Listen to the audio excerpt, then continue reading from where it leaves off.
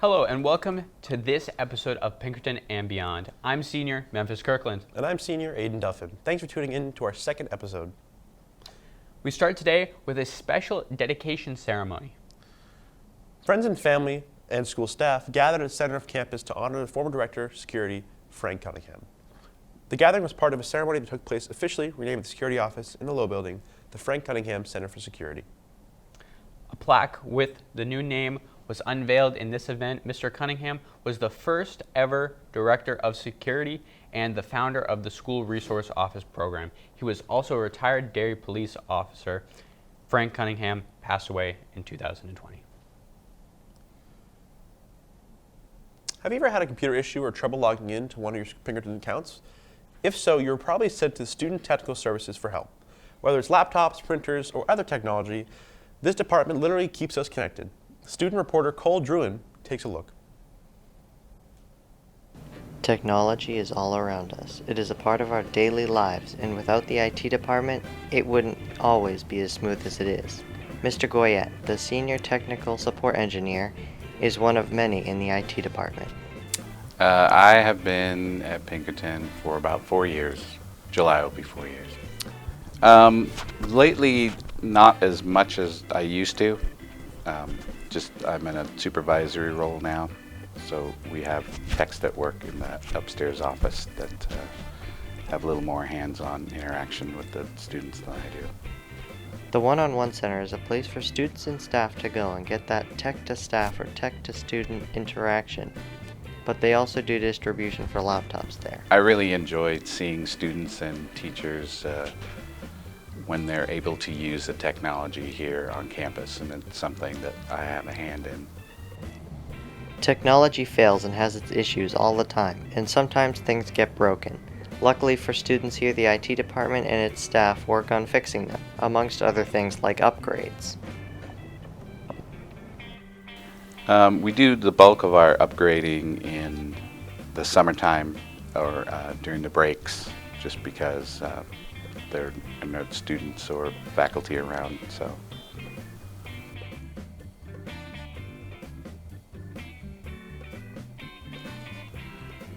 I like to do more of the creative side of technology, so things like video editing and putting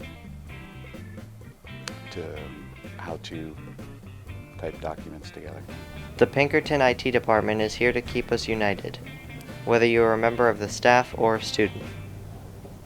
For Pinkerton and Beyond, I'm Cole Druin.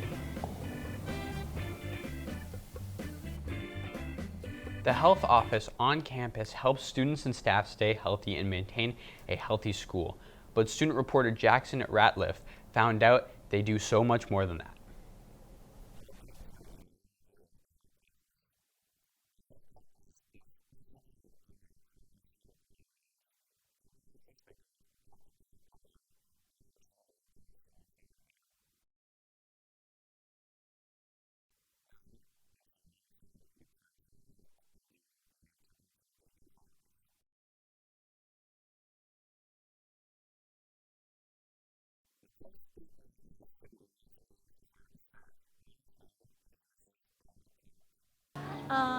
My name is Donna Clark. I've been a school nurse here at Pinkerton for 24 years. Actually 26 years. Let me rephrase that. I am retiring this year. This is my last year at Pinkerton.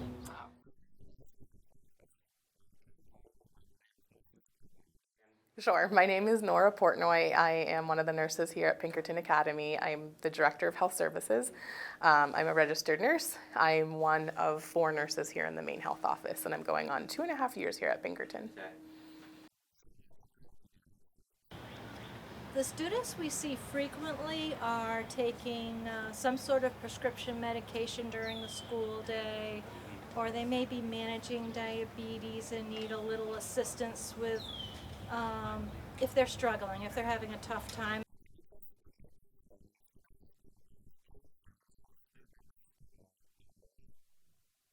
All of the Pinkerton nurses are registered nurses with their bachelor's degree. To facilitate people managing their health independently in class. That's our goal.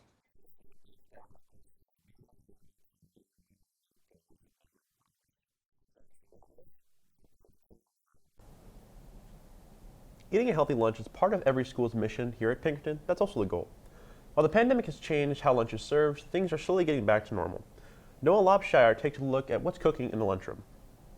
The kitchen, where school employees get up early to begin making lunches for all the students at Pinkerton. To take a deeper dive into what goes on behind the scenes of the kitchen, we go now to an interview with the Food Services Director, Mrs. Gerges. About when in the morning do you guys start preparing the food? Most people get in 5:30 and Wow. start cutting lettuce and tomatoes or oranges for the breakfast. And then a lot of the staff comes in 7:30, 8 o'clock, and they work up until 1, till after, getting the line ready and then cleaning and all that stuff. And to get out of here before buses. Yeah. Is there anything you would want to change about the lunches being served? I would like it to be lots of choices for the students, because I think when we did nachos and quesadillas, and I don't know if you guys were here for those in the beginning, yeah, and then you had your pastas and stuff like that. I think we'll start getting into that again next year, a little bit more. For a more in-depth look at the student's perspective, our reporter interviewed Jacob Noe, a student athlete enrolled in the culinary program. As a student at Pinkerton Academy, do you feel as if the lunch gives students their brain food for the rest of the day?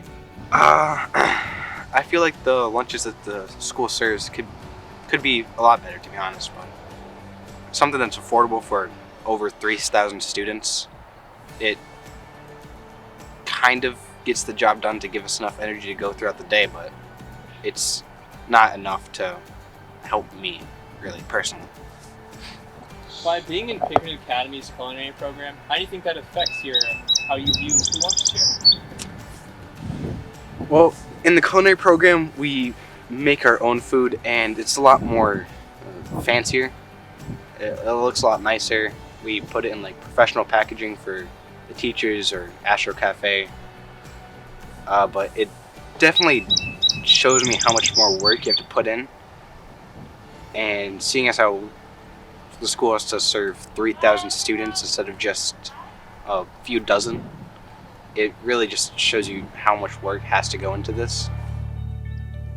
For Pinkerton and Beyond, I'm Noah Lobshire.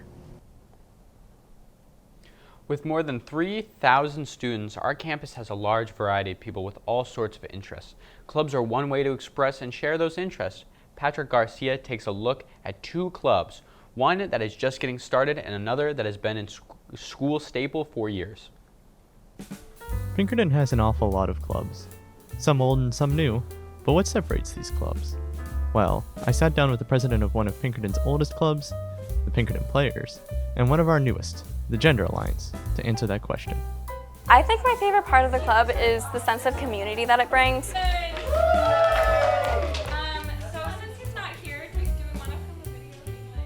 The Gender Alliance Club, which was started this year by Phoebe Baskin, aims to make a welcoming and inclusive environment for people who may not feel welcome in their own homes or communities because of the way they identify. Walking around campus and just hearing a lot of what people say, I was like, wow, this is really something that we need, because I find that a lot of times ignorance and such, it's not because people are trying to be mean or trying to be ignorant, it's simply because they don't know, and it's often like death by a thousand cuts, just a bunch of little sexist things that end up adding up into this really big problem. So I thought, man, someone should do something about this, and then I decided that I was tired of saying someone should do something about this, and decided that I should actually do something about it. And I'm so happy that I've been able to get a group of very dedicated people together who also really want to do something about it and create this environment. Community is certainly an important aspect of any club, new or old. Clubs thrive in the communities they build and depend upon it year after year to support themselves when seniors graduate. Just take Pinkerton Players, a club that has seen generations of members graduate and join since its creation in 1980.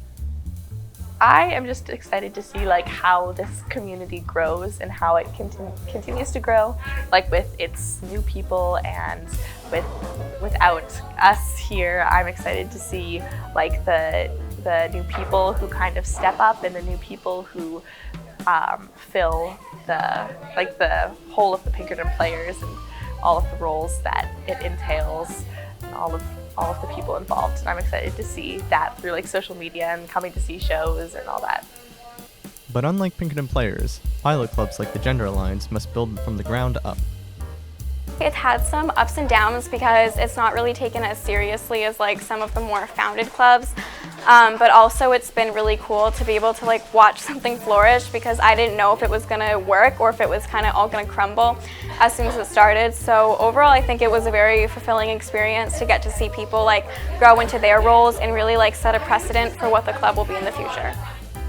But regardless of what's already in place, both clubs are ready to try new things in years to come.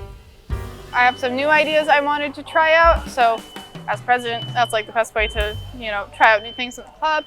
And then also, I just really love Pinkerton Players, and I felt like I was very well able to serve the club. And another thing they have in common is the bittersweet feeling of graduating and seeing the club that you were once part of grow into something even bigger. I almost wish that I didn't have to leave. I guess I kind of wish it had been around a couple years earlier, especially because a lot of us were like really busy and had other stuff going on because of our status as seniors or as people having to do a lot more work. So I'm definitely interested to see like what happens next year and like the years to come and how that goes and whether like the pins come back or if we get like a page in the yearbook or anything like that. That would be cool. New or old, the contrast between these two clubs is far from being stark. Both clubs remain ambitious communities with welcoming ideals and good values to support for years to come. As we've seen, clubs and organizations are a big part of life here at Pinkerton. But what does it take to start a new one? Andrew Dutton tells us all about how it is done.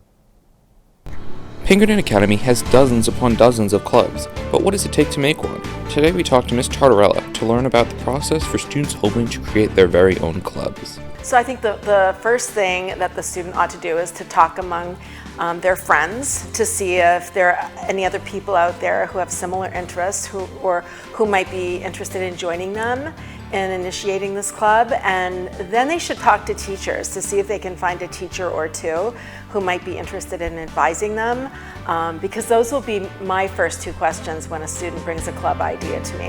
Afterwards, the students proposing the club are given a club proposal form upon which they detail their vision for the club. After that, there's a meeting with all involved where the club is most likely approved, but it's not official yet. And the club is in what we call pilot status. So it runs as a pilot club for 2 years. And at the end of the first year, I sit down with the kids who led the proposal and the advisors to talk about the health of the club, what the membership numbers look like, what do meetings look like, are you getting good response? At the end of the second year, if everything looks good, then a letter is put into the headmaster, Mr. Powers, and the club becomes recognized as an official club of Pinkerton Academy, where it is allotted a budget and a spot in the yearbook.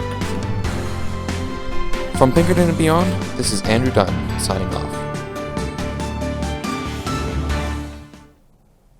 We hope you enjoyed this episode of Pinkerton and Beyond for this week. In our next episode, we'll explore some of the more creative sides of students. And we go behind the scenes right here at Pinkerton and Beyond to see exactly what it takes to make a show like this possible. Have a great day, and we'll see you next time.